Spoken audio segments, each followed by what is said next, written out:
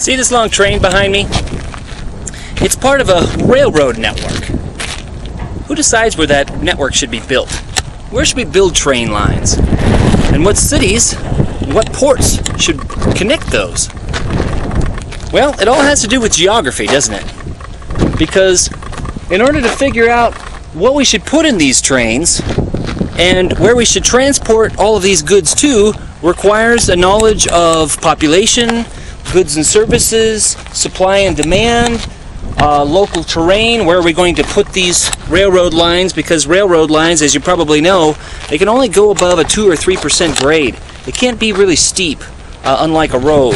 So we have to think about terrain. What about seasons of the year and climate?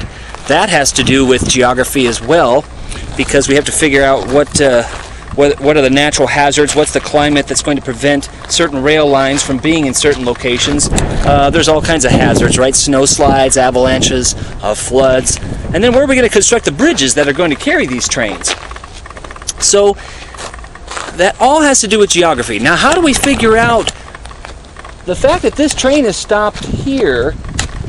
Must mean it's waiting for another train to pass by on the other track behind me.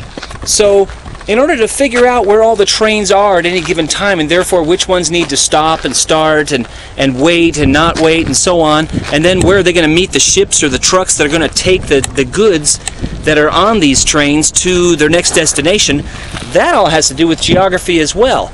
All of that network kind of analysis is done with a Geographic Information System, or a GIS, a computerized system where we can plan out existing lines as well as new ones and figure out what the current status is of the system.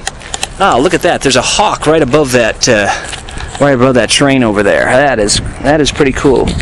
Let's zoom in on that. Anyway, you see what I mean, right? There's all kinds of geography and geographic questions that can be answered just by observing and thinking spatially about the world around you.